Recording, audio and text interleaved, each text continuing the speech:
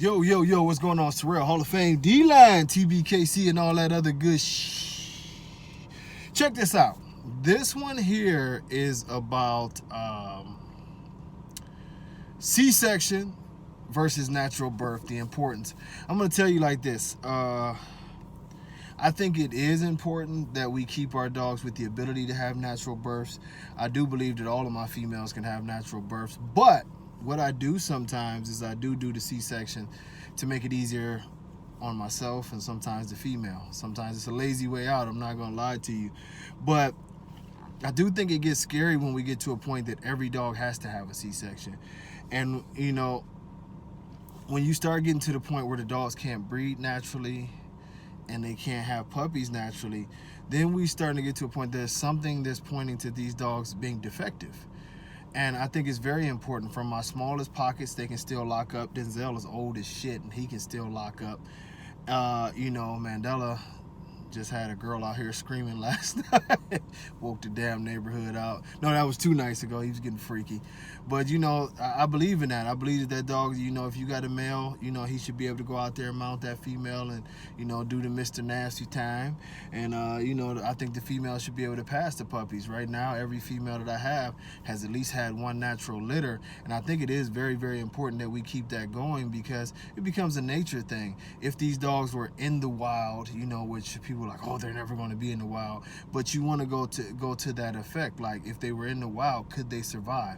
I don't believe in over nurturing puppies. I believe, if the puppy comes out super weak and I have to do too much to rescue a puppy, I don't think that puppy should be bred for sure. I will do some extra stuff to help it live and sell it as a pet quality dog. But I don't believe in going over the top, and that's the same thing with birth. I will openly admit, I do C-sections from time to time. I do plan some C-sections from time to time. But the key is to keep, the breed to the point to where we can actually see our dogs doing the things that they do naturally. And that's a sign of health to me. The ability to do what nature is intending for you to do to recreate by yourself. That's fine.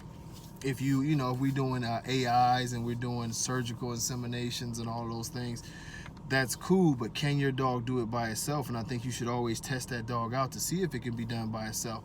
Because if it can't be done by itself, this is a trait that you're probably going to pass on to the kids.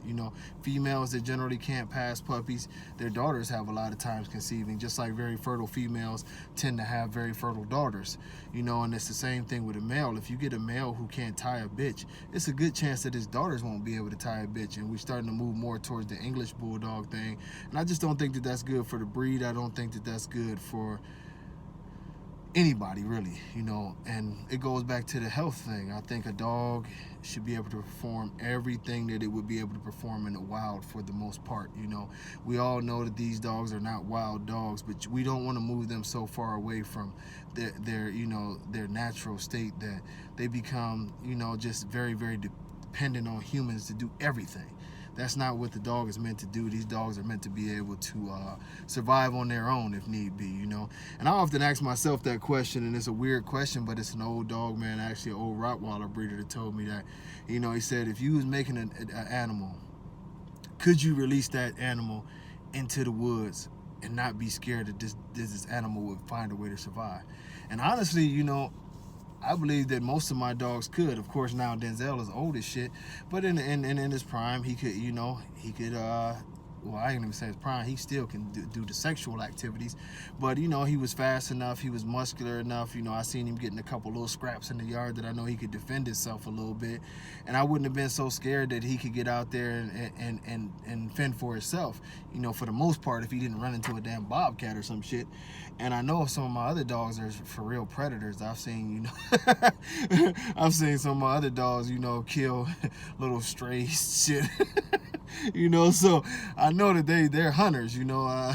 Believe me, my old house was like a graveyard. They would catch stuff coming through the yard and stuff. So I mean, I know y'all like, that's gruesome, but it's the truth. They can handle their own, and they can handle their own sexually. So I do think that as we talk about the whole C-section versus natural birth, I think it is very important that your dogs can do everything naturally.